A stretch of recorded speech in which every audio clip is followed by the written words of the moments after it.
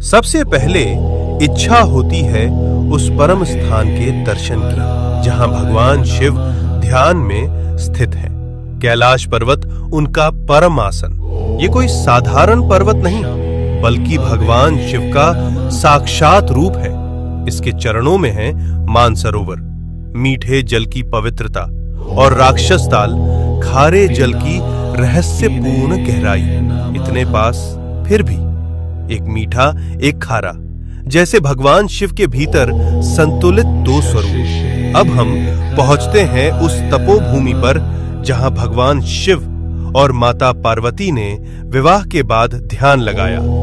ये है आदि कैलाश, उत्तराखंड के ऊंचे हिमालय में स्थित, जहां आज भी उनकी ध्यान ऊर्जा का कंपन महसूस होता है। यही है गौरी कुंड और पार्वती सरोवर। ये पर्वत नहीं, शिव पार्वती की जीवित उपस्थिति का केंद्र है, इसलिए कहलाता है छोटा कैलाश। और पास ही स्थित है ओम पर्वत, जहां बर्फ पर स्वतः उभरा ओम दिखाई देता है, जैसे शिव का मौन मंत्र इस भूमि में गूंज रहा हो अनंत काल से। अब हम बढ़ते हैं हिमाचल की उस रहस्यमयी चोटी की ओर जहां विराजमान है स्वयं भगवान शिव, जिसे कहा जाता है मणि महेश कैलाश। इस पर्वत की चोटी से दिखाई देती है एक दिव्य मणि।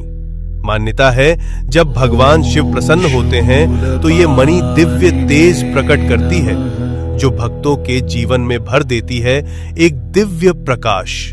इसके चरणों में स्थित है पवित्र मणि महेश झील, जहां हजारों श्रद्धालु हर वर्ष स्नान करते हैं और भगवान शिव का आशीर्वाद प्राप्त करते हैं। अब हम पहुंचते हैं हिमालय की उस ऊंचाई पर जहां की हवा भी हर हर महादेव का जप करती है। यह है श्रीखंड महादेव। यहां स्थित है एक भव्य प्राकृतिक शिवलिंग।